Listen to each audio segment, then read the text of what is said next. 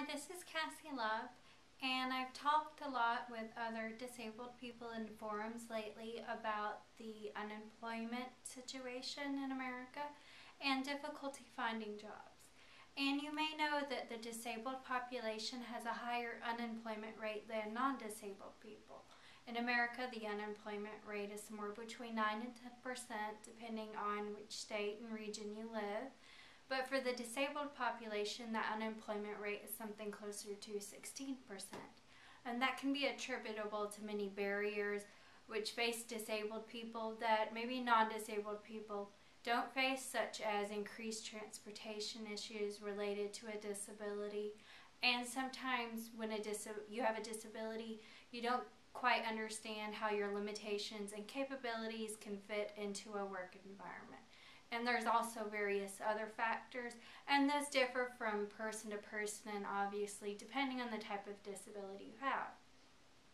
So I wanted to talk about self-employment among the disabled population because it's something I find myself often referring other disabled people who are either unhappy with their present job situation or are unemployed and looking for a way in which their disability can fit into the business world. So there are many advantages to self-employment if you're disabled. For me, I blog, so transportation isn't an issue. Since I'm legally blind, it is always an issue for scheduling doctor's appointments or having to go somewhere out in public. But in working from home in an online business, it's literally as easy as walking from your bedroom in the morning to your home office. So not dealing with that transportation barrier if you're a disabled person, and that can be the greatest barrier if you have a physical disability, then that's really great having that freedom. And there's a lot of other freedoms in owning your own business when you're disabled.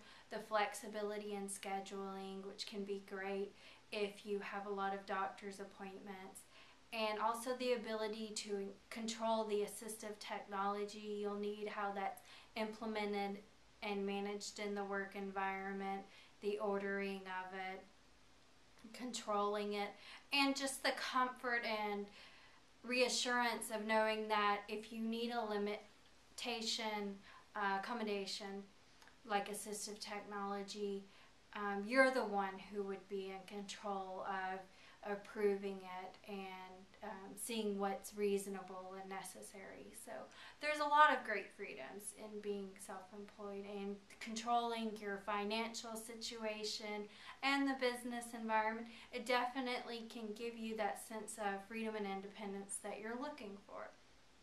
So hence, I'm a big promoter of self-employment for the disabled. And you may also know that disabled people are more likely than non-disabled people to own their own business. For the non-disabled population, business ownership is somewhere around 8%, but for disabled people, it's closer to about 14.8%, so about twice as many disabled people compared to non-disabled people own their own businesses. And that's likely attributed to a lot of the factors that I listed before, that if you have a disability and you're not quite sure how you might fit into that outside working world, you can make your own niche and something that you know definitely will work for you. Use your talents with your limitations and capabilities. So I want to talk briefly about a lot of resources if you do find that self-employment is the thing for you and the best way to manage your disability and have that work environment freedom.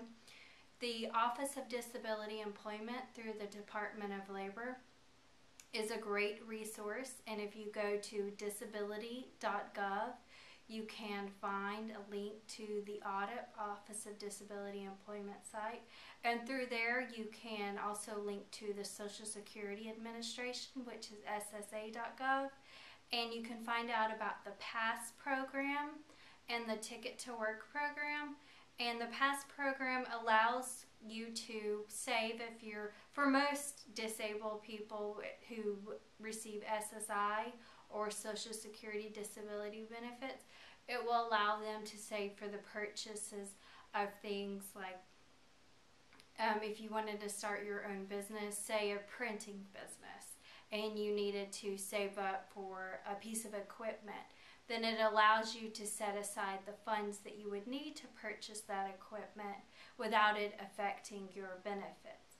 And even if you didn't want to be self-employed, you could still use that program to save for, say you needed a specific wheelchair to work better in an existing job or a job you want with another employer. So the PASS program is something really great you can find through the Social Security Administration, and your vocational rehabilitation counselor, if you have one, can help you fill out the application, and they can also help you make a business plan if that's what you wanted to use the PASS program for.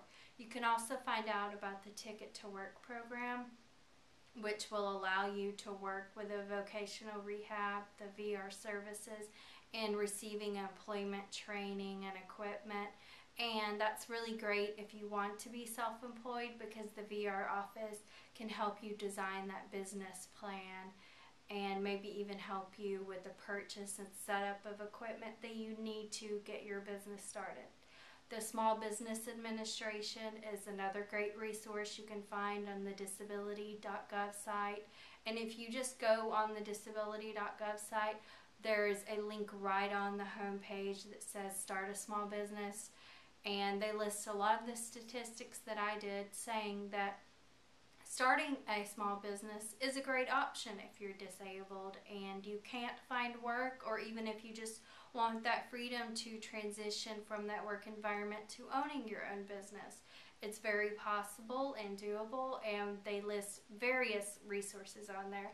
And one more resource I wanted to mention is the Startup USA site.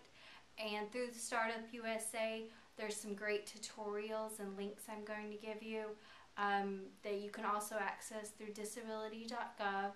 And they do some great video PowerPoint presentations, and one is on teaching you about the PASS program and how you can use it to start your own small business.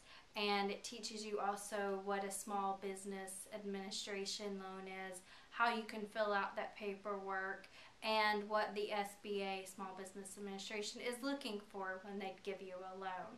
So those are some great resources. Again, I greatly encourage you to be an entrepreneur if you're disabled.